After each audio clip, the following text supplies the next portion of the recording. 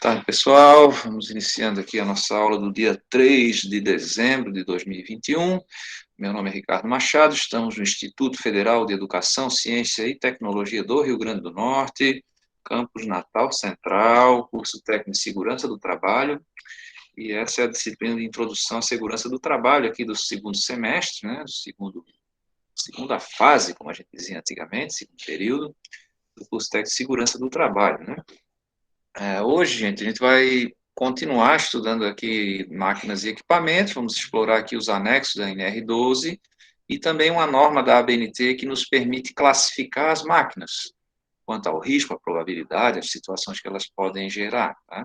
E essa classificação pode nos dar aí as prioridades, por exemplo, de proteção, né? Então, você tem várias máquinas, vários equipamentos na sua empresa, e qual é que eu vou ter que estudar primeiro, qual que eu vou ter que projetar uma melhoria primeiro, né? Então, ela divide em 4 grupos também, 4 classes aqui, e a classe 4 é a mais preocupante, né?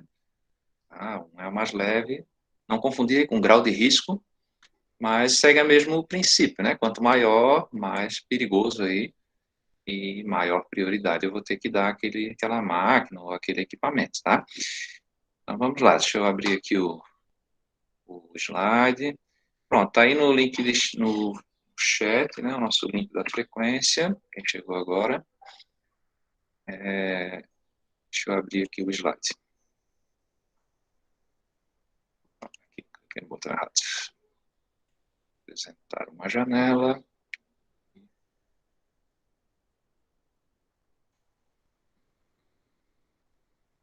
Só um momento aqui que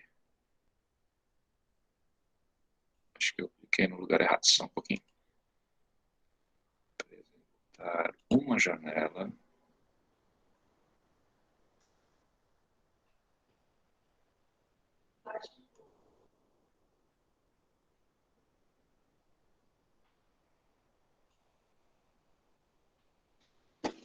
Espera aí que estamos com um probleminha técnico aqui de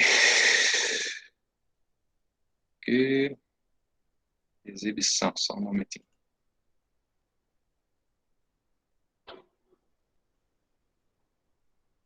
Essa versão aqui essa nova versão, pegou aqui, tá aqui. Uma versão do navegador aqui, mas agora vai abrir. Ok, apareceu aí para vocês? Digam aí no chat se está ok.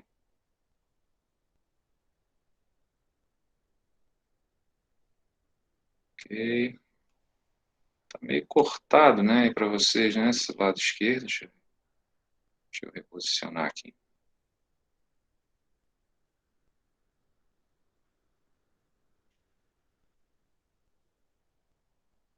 Pronto, acho que assim vai dar para ver, né? Ok, então vamos lá, os anexos da NR12. Então, a primeira coisa, gente, é a própria norma, né? Ela cita em alguns momentos aí essa norma da ABNT, a ABNT NBR 14153, tá? Que trata de dispositivos de segurança de máquinas, né? E ela também traz essa parte da classificação. Então, como funciona aqui? É uma questão aqui qualitativa, né? Você vai ter que observar aquela máquina e aí eu tenho aqui situação, frequência e probabilidade de ocorrência, tá? Então, a primeira é a minha situação. Ela pode gerar uma lesão que geralmente é reversível. Por exemplo, furou meu dedo, mas eu posso tratar esse dedo e ele volta a ficar... deu um respingo e uma pequena queimadura na minha pele. Né? Então, se é o S1, é essa lesão que geralmente é reversível. Se é o S2, é uma lesão grave. Tá? Então, situação 1 seria uma lesão reversível, com tratamento, claro. E a situação número 2 seria, não, é grave, geralmente é irreversível, tem amputação, tem perda do olho, ou até a morte de uma ou mais pessoas, né? Então, eu vou aqui nessa primeira coluna e vou decidir se é S1 ou S2. Se for um S1, ok, essa é uma máquina de risco 1, tá? Vai ser a mais levezinha mesmo, risco 1. Vou aqui, deixa eu passar o mouse aqui no eu ver se vocês estão enxergando o mouse aí. Aqui. Ó, então, ela vem por aqui, risco 1. Então, primeira decisão. Agora, sim, se ela for um S2, ela pode causar um acidente irreversível, uma lesão irreversível, eu vou decidir agora, sim, se ela é F1 ou F2. Tá? Então, o que seria o F1 ali? Se ela ocorre raramente, né? Um evento mesmo difícil de ocorrer, né? Ou não, ocorre sempre, frequentemente acontece. Por exemplo, estou ali num esmeril e frequentemente eu tenho arremesso de fagulhas. Toda vez que eu uso esmeril, eu tenho arremesso de fagulhas. Então, como eu já disse que essa fagulha é um S2 ali, que ela pode causar uma lesão irreversível, por exemplo, no meu olho, agora eu tenho que decidir se isso acontece sempre ou não. Então, nesse caso aqui, sempre acontece a projeção de partícula. Né? Um F2, né? F2. Então, seria o S2, F2. E agora, como é um F2, eu tenho que dizer qual é a probabilidade ali, a possibilidade de evitar, não agora de acontecer, mas de evitar. Tá? É possível evitar sob determinadas condições? Então, seria um P1. Aí, vamos correr de novo o mouse aqui em cima do meu slide. E P1, aí ela seria uma máquina categoria 3, classe de risco 3. Não, assim, praticamente é impossível de evitar. Então, aí ela vai ser 4. Aqui, ó, categoria 4. Entenderam? Quem entendeu? Diga um ok aí no chat. Então, eu posso ter máquina de risco 1, 2, 3 ou 4. Tá? Máquina e equipamento de 1, 2, 3 ou 4. Então, vou nessa sequência. Primeiro, a gravidade da lesão. Segundo, a frequência que a pessoa está lá nessa área de perigo, né? Que eu tenho pessoas expostas, né? E a possibilidade de se evitar o dano, se é possível ou impossível. Possível sob certas condições ou impossível. O que são essas certas condições de evitar o dano? Por exemplo, o uso do EPI, um procedimento de trabalho seguro, o acesso, o controle de acesso dessa pessoa. E, pronto, aí depois de eu colocar a proteção, aí eu posso reclassificar essa máquina, né? Opa, agora essa máquina já não é mais um risco 4, né? Ela tem a proteção, essa proteção atua. Então, é possível, sob certas condições lá, e eu tenho essas condições, então, de repente, ela pode passar para uma classe 3. Ok, então, visto isso, vamos avançar aqui nos nossos anexos da NR12. São vários anexos, eu vou citar esses anexos agora e depois nós vamos detalhá-los, tá? Eu mandei para vocês também, aí no WhatsApp, vários videozinhos curtos aí, e esse último que eu mandei agora é uma empresa que adaptou lá uma cortina laser, não é uma cortina laser, um feixe triplo laser, numa máquina viradora de chapa, né, uma viradeira de chapa. Tá? Então dê uma olhada, tem aquele videozinho também da torta, aquela maquininha que faz a torta americana, o empadão doce lá, e aí mostra também um vídeo sem a proteção e com a proteção por cortina laser, né? Então, vamos estudar isso. Então, o primeiro anexo já é esse, né, a presença de detectores de presença ópticos. Né, e, claro, que eles vão dar um comando eletrônico para a minha máquina fazer alguma coisa quando esse sensor aí é acionado. Também, no anexo 2, é o conteúdo da capacitação, né, os meios de acesso permanentes, escadas, rampas, guarda-corpo para as máquinas. O glossário, não vou explorar aqui nessa aula ao vivo, não, mas seria os termos técnicos aí da norma, né, da NR12.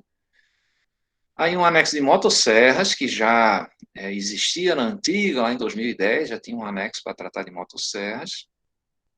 E mais um sobre máquinas de padaria e confeitaria, máquinas de açougue e mercearia.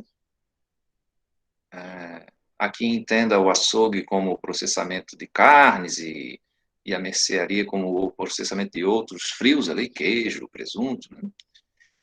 E prensas e similares, injetoras de plástico, máquinas de fabricação de calçados e afins, máquinas de implemento para uso agrícola e florestal, e equipamentos de guindar para elevação de pessoas e realização de trabalho em altura. Por que alguém aqui tem a ideia de colocar um anexo nessa norma, né? E será que pode surgir um novo anexo aí com o tempo, né? Então é importante vocês saberem como é elaborada uma norma, né? Tem uma portaria do Ministério do Trabalho que define como fazer uma NR, tá? E essa norma foi feita depois que já existiam 28 NRs. Se lembrem lá que a NR 1 até a 28, né? A 28 é a norma das multas. Então, até 1994, existiam só essas 28 NRs aí. O pessoal até brinca dizendo que é o Antigo Testamento, né? E a partir de 1994 se publicou ali a NR 29, que é o trabalho portuário, a NR 30, que é o trabalho aquaviário, pessoal embarcado, né, em navios e plataformas. Depois a 31, que é o trabalho agrícola. Depois a 32, que é a segurança em ambientes de saúde, hospitais, né, clínicas. A 33, que é o espaço confinado. A 34, que é a indústria naval, de construção naval. E a 35, que é a de trabalho em altura. E 36 é a parte de frigoríficos, aí, do trabalho de processamento de carne, né, frigoríficos. E, finalmente, a 37 aí, da área do petróleo, né? 37. Tá? Então, essa norma que diz como fazer, foi feita depois de 1994, como fazer, o pessoal até dá o apelido de NR0, né?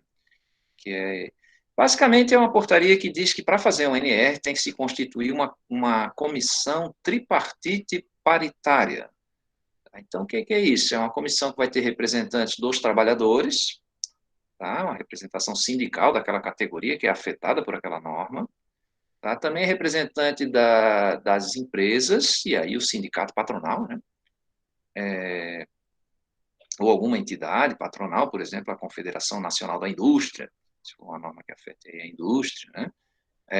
E também representação do governo. Tá? Então, essas três coisas. A ideia é que o governo faça esse ponto de equilíbrio entre trabalhador e patrão aí, né? Tá? Então, essa CTPP, Comissão Tripartite Paritária, que vai determinar a norma. Então, se feita a norma, se coloca em consulta pública, pode ser uma revisão de norma, né? Se coloca em consulta pública e depois se dá uns prazos para ir implantando. Às vezes se implanta alguns itens com prazo maior, outros com prazo aí menor, né? Então, como é que uma comissão dessa teve a ideia de colocar esses anexos aí na NR12, né? É porque uma das primeiras discussões que se tem em qualquer comissão é assim, que tipo de agravo esse tema que a gente está discutindo pode dar para o trabalhador. Por exemplo, o trabalhador da saúde, o trabalhador que estou aqui da comissão tripartite da NR 32, né? O trabalhador da saúde aí, que agravos ele pode ter? Tem problema de ergonomia, tem risco biológico. Esse trabalhador adoece do quê? Como é que eu sei? É você que acha que é assim? Não, vamos lá no INSS, né? Nos registros de acidente e doenças do trabalho, para ver o que essa categoria que trabalha nessa área adoece mais, né? E aqui também foi assim, no caso aqui das máquinas e equipamentos, você vai descobrir que essas máquinas aí são as que acidentam mais, né? São as que geram mais CATs, né? Comunicações de acidente de trabalho, e os benefícios também lá do INSS, por exemplo, a pensão por morte, lá, o auxílio doença acidentária, auxílio acidente de trabalho. Tá? Então, por isso que acabaram entrando outras. A primeira foi a de motosserras e a de prensas e similares, os primeiros dois anexos. E aí se colocou esses 12 aí, tá? Sendo que um deles é o glossário, né, da norma. E, frequentemente, as NRs também citam normas da Associação Brasileira de Normas Técnicas. Às vezes, elas citam de uma maneira mais ampla, diz assim, normas técnicas nacionais, né, normas vigentes e tal, né? E, às vezes, diz o número da norma. Né? O caso dessa anterior ali, que eu comentei para vocês, que classifica, estabelece critérios de prioridade para proteção de máquinas. Né? Então, vamos lá ver agora um por um aqui essas proteções. Esse vídeo mandei para vocês também, aí no WhatsApp. Mostra aqui uma prensa, um similar de prensa, né? Uma prensa que faz dobras. E aí eu tenho algumas opções, tá? Eu posso usar basicamente 3 opções. Um scanner a laser, tá? O que é isso? O scanner, você calibra ele para uma distância de ação, tá? Por exemplo, ele vai varrer aqui em determinado ângulo, ele vai atingir 2 metros de distância. Tá? Então, ele não vai precisar de um receptor.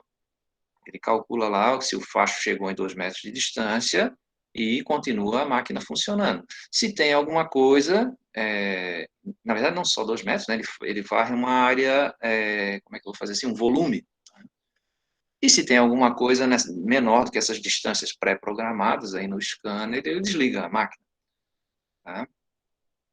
Isso é uma situação. A gente usa o scanner nos robôs, né, os robôs aí que se movimenta para transporte de carga e tal, aí pela empresa, né?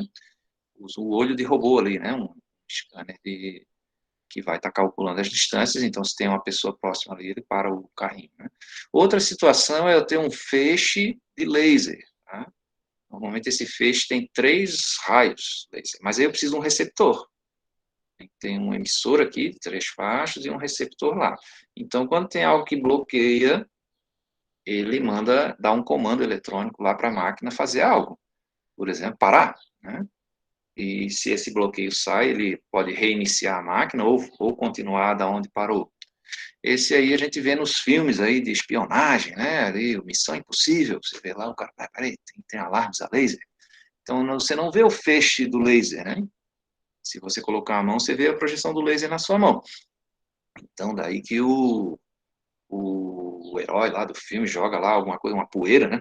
Para conseguir ver os feixezinhos de laser e conseguir passar pelos feixes sem ser detectado, né? No filmezinho lá, num filme de ação, né? E a outra maneira aqui, básica, é a cortina. Joga o desodorante ali, né? A Nayara está dizendo. Um spray, né? Um pó, alguma coisa lá.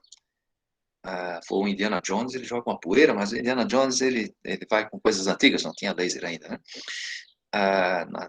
Nas armadilhas dele lá. E essa aí é a cortina, né? Então, vocês já devem ter visto aí na portão de condomínio, né? Aí um feixe laser. Né? Já deve ter visto também o laser que o professor usa lá para indicar uma coisa no quadro, né? Então, claro que é um laser de baixa potência, ele não é o suficiente para dar uma lesão de pele, mas se acertar nos nossos olhos aqui, pode dar problema, tá? Então, também tem que direcionar esse facho de laser de maneira que não interfira na visão das pessoas. Existem lasers que têm potência suficiente para cortar aço, tá? Corte a laser, cortar madeira, você já deve ter visto uns brinquedinhos aí de artesanato, aí de montar, né? Os quebra-cabeças que tem a bordinha queimada, corte a laser. Eu posso usar laser para cortar acrílico, para marcar tecido, para cortar madeira e até aço, tá?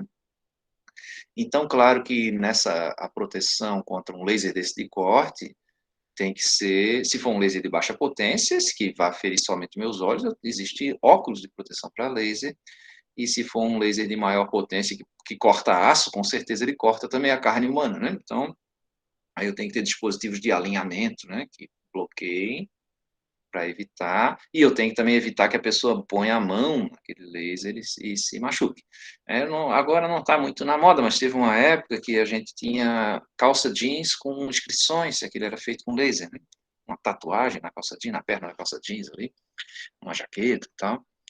Então, poderia fazer, a indústria têxtil aí usou já bastante aí o laser, né? Como corte, né? Para corte.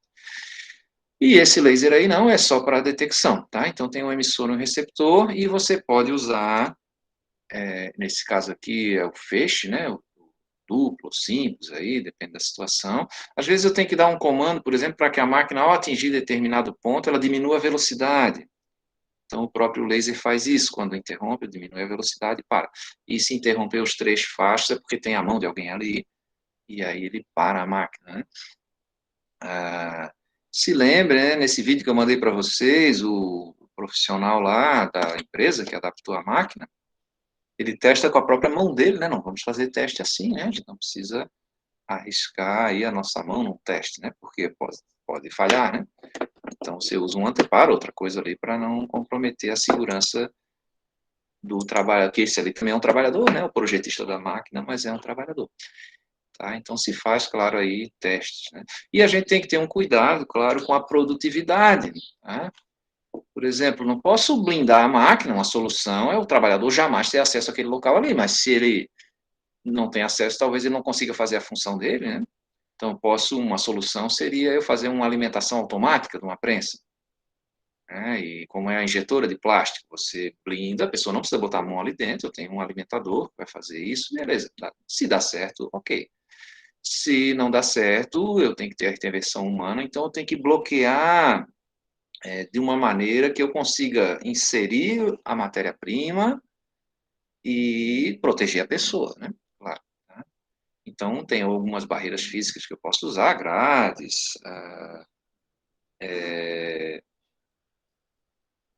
barreiras que a gente já viu na aula passada, né? Chapa, tela, grades aí, e a cortina laser é uma opção também. Então, a gente tem que estar pensando em produtividade. Algumas vezes, gente, o acesso da pessoa pode passar da barreira. Por exemplo, esse nosso amigo aqui, ele passou a primeira barreira aqui, vertical, e aí a máquina pode rearmar, né? Então, ele está numa zona de risco. Então, para garantir que ele não esteja aqui, quando acontece aqui o movimento da máquina, eu ponho também uma cortina horizontal. Ou, né, claro, se eu quiser economizar, ou for mais vantajoso, boto ela aqui inclinada. Então, ela vai me varrer toda essa área aqui, o trabalhador simplesmente não pode estar ali.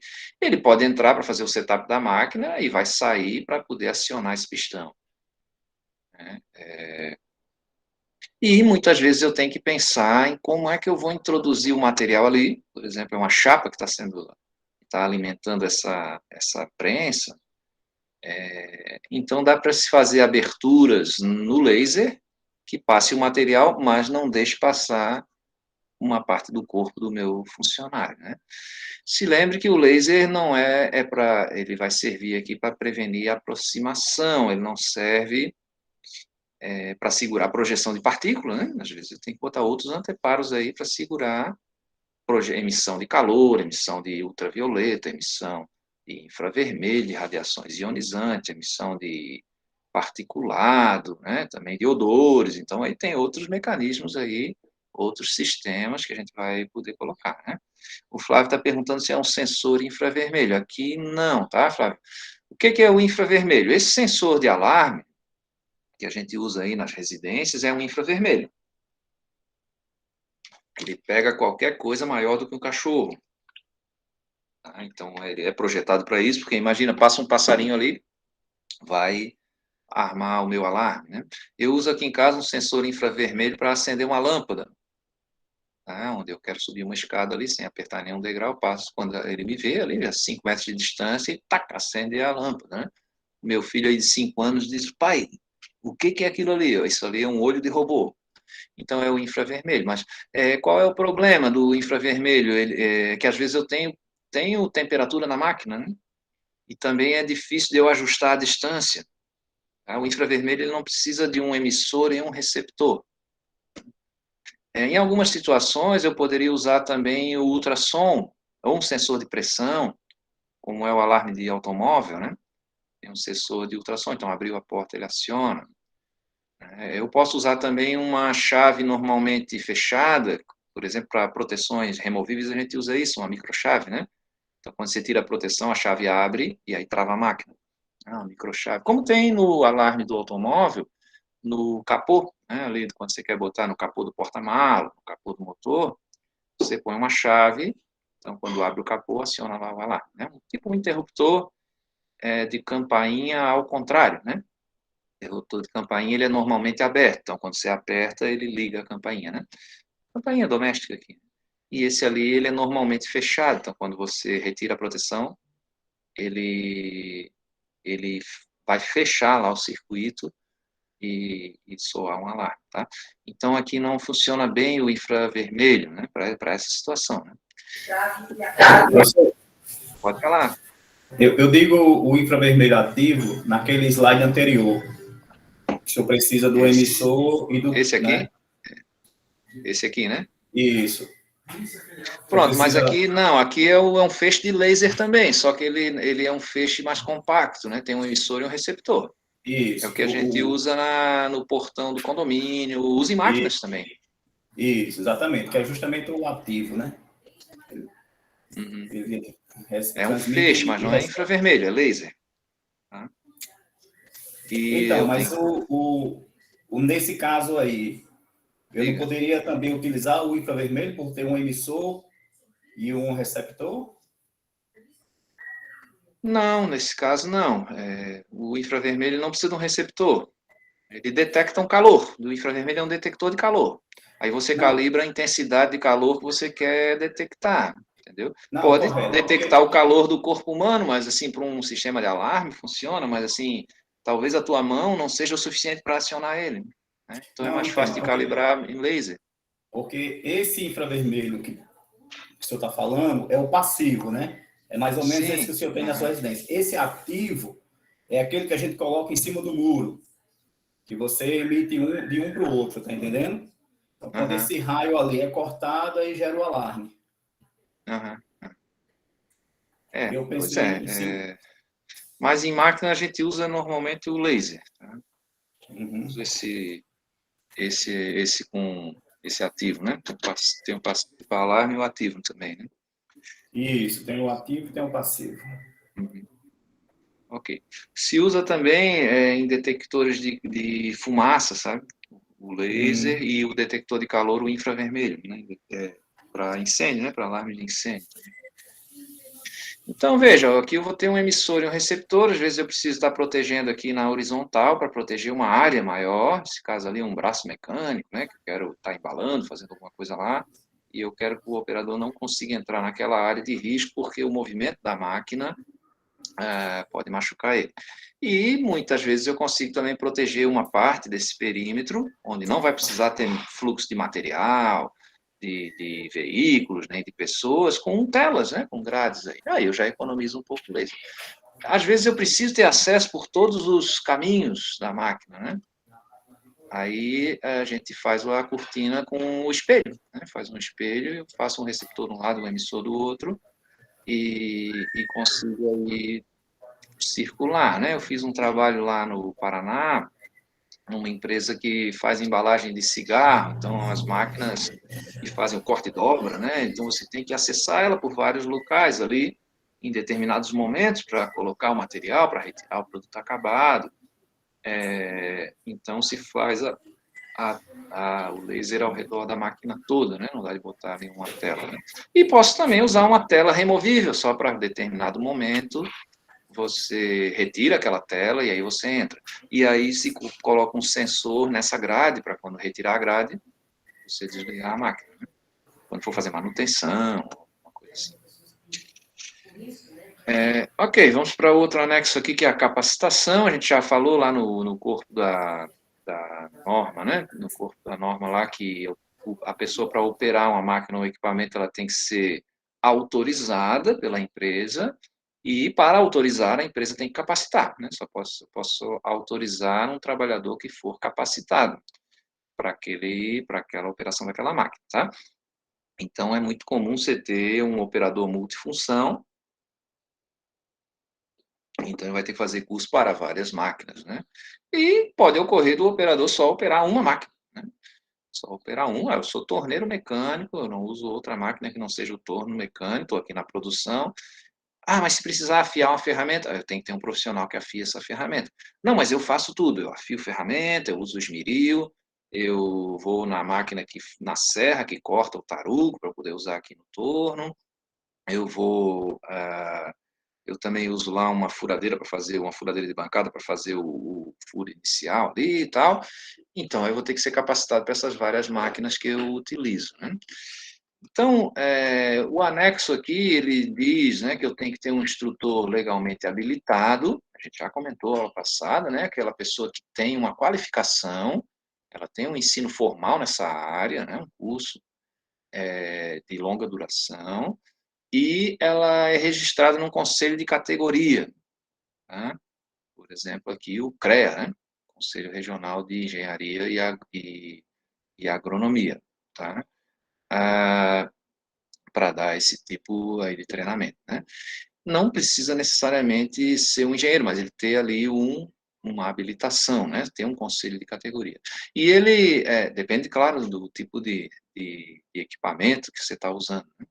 E também eu posso ter um operador experiente para me auxiliar nesse treinamento, ele ser instrutor também, mas sob supervisão do habilitado. Ele pode, inclusive, ministrar o treinamento todinho, mas tem que ter a supervisão, então seria como responsável técnico pelo curso aqui, né? Não pelo curso, mas pelo curso também, né? Mas por aquela turma que eu treinei naquele determinado curso.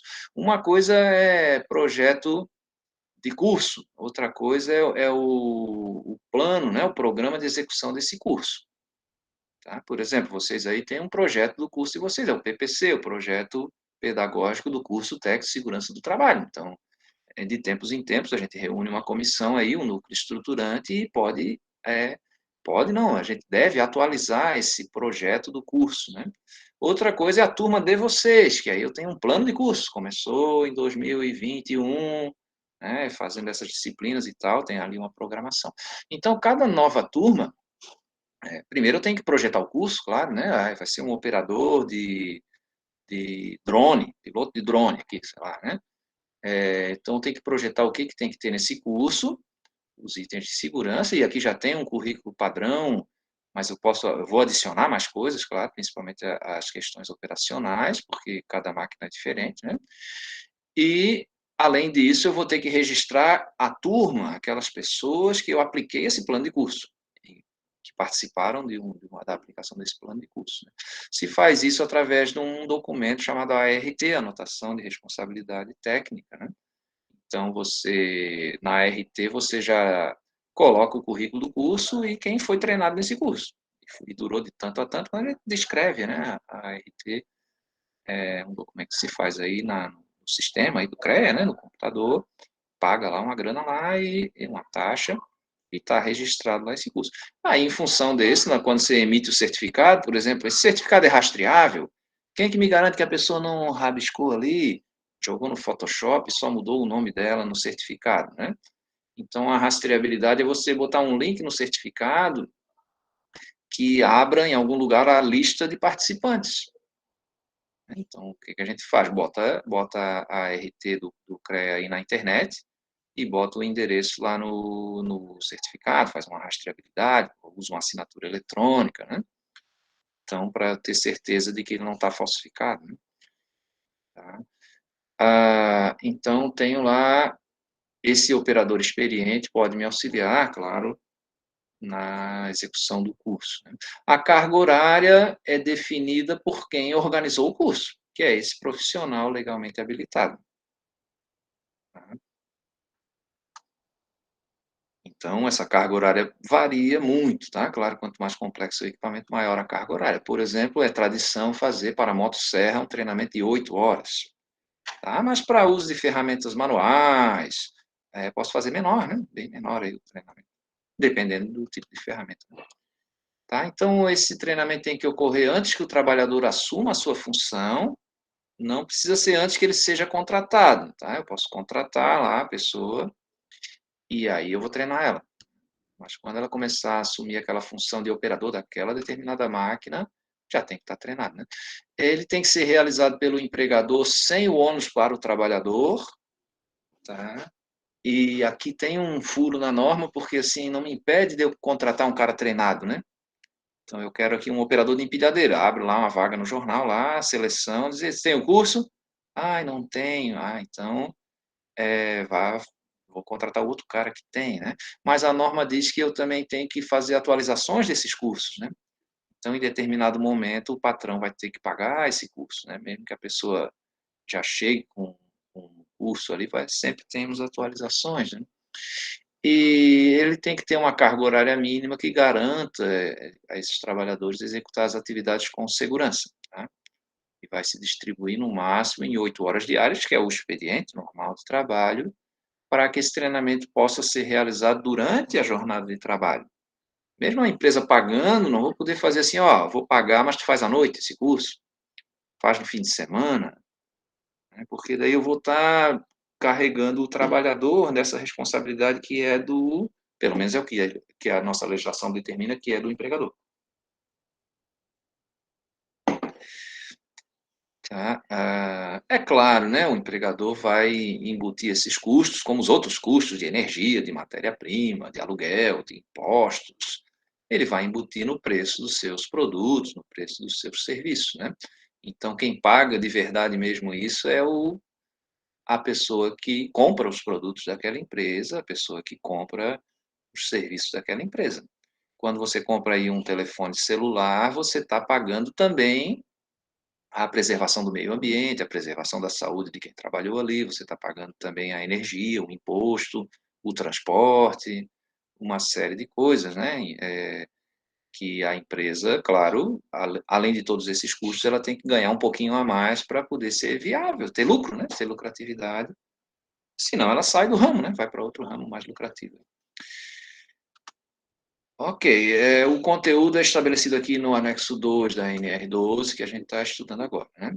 E ser ministrado por profissionais qualificados para esse fim, com supervisão do trabalhador do legalmente habilitado, tá? Cuide aqui, gente, ó, tem vários tipos de capacitação que a gente ministra em segurança do trabalho, tá? Uma tradicional se chama integração, tá? É o treinamento admissional, né? A integração. Então, normalmente o técnico de segurança está envolvido nesse treinamento. É o dia onde a gente vai explicar os riscos da função da pessoa, que tipo de equipamento de segurança ela vai usar, como funciona determinadas coisas, fala um pouquinho de como é a CIPA na empresa, anda com essa pessoa pela empresa, pelos setores, né? Nesse dia a pessoa também passa por uma palestra com o pessoal de recursos humanos para explicar como é que é hora extra, como é que é férias, como é que fardamento, né? Nesse dia que a gente já distribui também o EPI, mas esse treinamento não substitui os outros específicos, né? Entre eles esse aqui da NR12, né? Esses aqui da NR12. Temos também capacitação para prevenção de incêndio, brigada de incêndio, CIPA, trabalho em altura, trabalho em espaço confinado, segurança em líquidos inflamáveis, uma série de capacitações, né? E, às vezes, muitas vezes, essas capacitações vão ser combinadas, né? Pô, eu vou trabalhar num espaço confinado e também vou usar uma máquina nesse espaço confinado, né? Então, vou fazer o treinamento lá da NR33 e o da 12, né? Alguns da 12, porque dependendo da máquina que eu vou utilizar, das máquinas que eu for utilizar naquele espaço confinado. Eu trabalho em altura, então vou ter que fazer o treinamento lá da NR35, mas lá naquela altura eu vou usar uma rebitadora, né? Então, também vou fazer um da NR12 para esse tipo de máquina aí. Sempre que ocorrer alterações nos processos de trabalho ou na máquina, né? O tipo de um método de trabalho ali, vou ter que ter uma atualização. A carga horária dessa atualização, ela normalmente é menor do que a capacitação original lá, né? De operação da máquina. A não ser que a tecnologia mude completamente lá, pode ser um treinamento até maior, né? Um novo treinamento, às vezes troquei até a máquina, né? Tipo de máquina, né? Mas às vezes é só uma alteração no processo de trabalho, né? E é por isso também que é difícil você ver treinado, por exemplo, para operar uma empilhadeira, né? A empresa já te contratou com esse curso, né? Mas aqui na minha empresa eu tenho outros riscos associados à movimentação dessa empilhadeira que não tem no curso básico de operador de empilhadeira. Tá? E esse conteúdo, claro, dessa atualização, ele tem que abranger, né, essas situações que motivaram a capacitação, claro. Né? Tá? Então, e é dimensionado também pelo profissional legalmente habilitado. Tá? Então, como é esse conteúdo programático aqui? A primeira parte, né, para mais geral aqui, quando que não envolve aqui equipamentos autopropelidos, eu tenho que descrever os riscos, né, associados e as proteções específicas para aquela máquina, para aquele equipamento. Também o funcionamento das proteções dessa máquina, desse equipamento. Tá? como, em que situações essas proteções podem ser retiradas. Por exemplo, num momento de manutenção, eu vou ter que tirar essa proteção. Então, como é que eu vou fazer isso? Vou ter que travar a máquina, cortar a eletricidade, cortar a máquina. Né? Aí o operador pode fazer isso, até determinado nível o operador pode fazer, mas isso tem que estar definido também aqui no curso, até onde é que eu posso ir. Essa proteção aqui não posso tirar, só o profissional, o técnico de mecânica que pode tirar, só o técnico de eletrotécnica que pode tirar essa proteção. Então, até aqui eu posso ir como operador, daqui para frente não posso mais. Tá? Tem várias coisas de manutenção, de rotina, né, que o próprio operador faz, como a gente comentou na aula passada. Né? Então, a limpeza ali da superfície da máquina, a troca de ferramenta, uma calibração, ele vai fazer. Né? Então, tem algumas proteções que ele pode retirar, mas eu tenho as circunstâncias onde eu posso retirar. Também, o que eu faço, o que o operador faz, né? Quando essa proteção foi danificada, por exemplo, eu vejo que essa proteção não está atuando. Né? E quem que eu aviso, o que eu faço? Paro de trabalhar, travo a máquina, o que eu vou fazer, né? Também os princípios de segurança na utilização de máquinas e equipamentos, segurança dos riscos elétricos e mecânicos relevantes para aquela máquina, né? O método do trabalho seguro, que é o procedimento operacional padrão para aquele tipo de máquina. Tá? Então, eu vou operar aqui um cesto suspenso, então eu tenho que posicionar, tenho que abrir as sapatas de fixação, tenho que testar antes de colocar o trabalhador lá, delimitar a área, isolar a área, e esse é um método seguro, né? Vou operar em determinada velocidade, não posso acima de tal velocidade do vento operar com isso, não posso transportar carga junto com pessoas nesse cesto. Então, o método é seguro trabalho para essa máquina e esse equipamento. Também se aprende a PT, né? A permissão para o trabalho. Então, da onde vem esse termo aí? Né? Já se usava isso, né? De normas internacionais, e foi registrado nas NRs, lá na NR 34, a primeira vez que apareceu esse termo PT na legislação, né? Que diz o seguinte: a permissão para o trabalho é um documento que é gerado a partir de uma análise preliminar de risco. Então, você faz uma APR, análise preliminar de risco, para gerar o formulário PT, para aquela situação. Tá? Normalmente se usa PT para uma situação fora de rotina. Tá? Claro que vai ter riscos, né? E aí essa PT tem que ter data de início, data de fim, tem que dizer nominar quem são as pessoas da equipe que vai realizar esse trabalho, nem sempre é um operador sozinho, as proteções que se usa ali, a sequência de trabalho, tá? E as condições que podem interromper esse trabalho. Outra coisa importante da PT é que eu tenho que ter uma pessoa que libere esse trabalho. E claro que não é o próprio operador, tem que ter aqui um supervisor de trabalho que vai dizer, vou aplicar a PT, pronto, está aqui, ele vai fazer o checklist lá, tem isso, tem isso, tem isso, fulano está aqui, ciclano está aqui, estão equipados, tem isso, isolou a área, fez tal coisa, tal, então está autorizado esse trabalho, como se fosse uma autorização para o trabalho fora de rotina, né? Agora, os trabalhos de rotina, eu faço sempre a mesma coisa, com sempre os mesmos riscos, e isso pode ser feito em qualquer horário, em qualquer circunstância, aí a gente usa a OS, a ordem de serviço, que é basicamente o procedimento operacional padrão, o POP, né? O método de trabalho seguro para aquela função da pessoa ali. E aí vai envolver não só uma máquina, mas vários processos da função da pessoa. Né? Então, essa é a nossa PT, às vezes se chama de PTAR, né? Permissão de trabalho de atividade de risco. Quando é espaço confinado, a gente chama de PET, permissão de entrada de trabalho.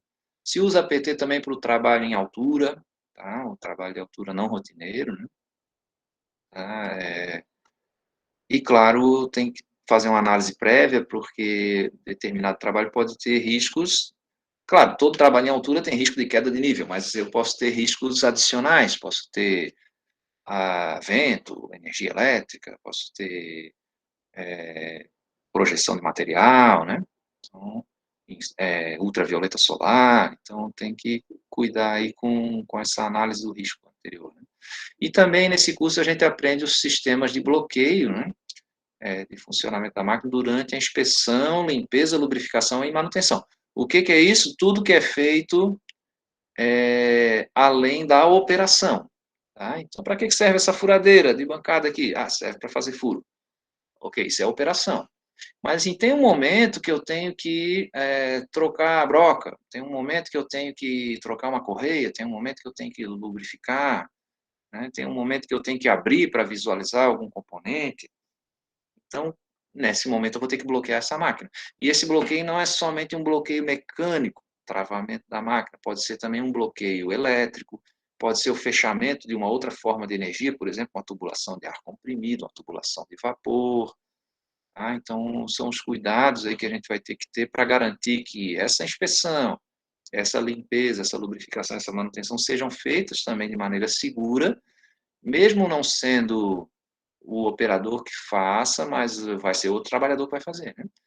Então, de novo, algumas inspeções, algumas limpezas e algumas lubrificações aí, o operador pode fazer, né? Isso tudo também é uma espécie de manutenção, né?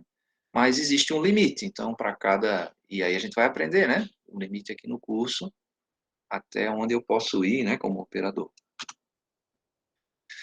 Quando a máquina é autopropelida, não só motorizada, mas quando esse motor é utilizado para deslocamento da máquina, né? Então, além daquele conteúdo lá, eu tenho que ter mais uma série de itens aqui. Tá? Se lembre assim, eu tenho aqui uma furadeira, ela é uma máquina motorizada, mas esse motor não está sendo usado para deslocar essa máquina, tá? Como é o caso de uma empilhadeira, de um trator, de uma embarcação, de um veículo, um caminhão, um jipe, sei lá, um transportador aí, autopropelido, né? Que é o autopropelido. Também chamado de automotor. E a gente acabou adaptando para automóvel, no Brasil a gente chama de carro, né? É o automóvel. Então, noções sobre legislação de trânsito, mesmo que eu não vá para o trânsito. Tá? Inclusive, existem normas aí que me exigem um plano de trânsito interno da empresa. É o caso da norma 22, aí, da NR 22, para a indústria da mineração. Tá? Então, tem que fazer um planejamento de trânsito, por onde entra, por onde sai, por onde circulam os veículos aí, se tem mão única, se tem mão dupla, para a parte interna, né? Então, mesmo não me deslocando para fora da empresa com este veículo autopropelido aí, eu tenho que ter noções de trânsito. E, claro, existem alguns que vão usar tanto no pátio da empresa, quanto no sistema brasileiro de trânsito, né? O caso aí de um automóvel mesmo, aí, de um caminhão, né? Então, eu vou estar manobrando aqui no pátio da empresa e também vou estar me utilizando aí pela cidade. Também noções sobre acidentes e doenças decorrentes dos riscos existentes. Sim, olhei agora que está na hora do intervalo, né, gente? Vamos fazer um intervalo. Vou interromper esse slide na metade aqui. Aliás, não, deixa assim, eu interrompo aqui mesmo e daqui a pouquinho a gente volta, tá? Deixa eu parar aqui a gravação, 15 minutinhos, já retorno.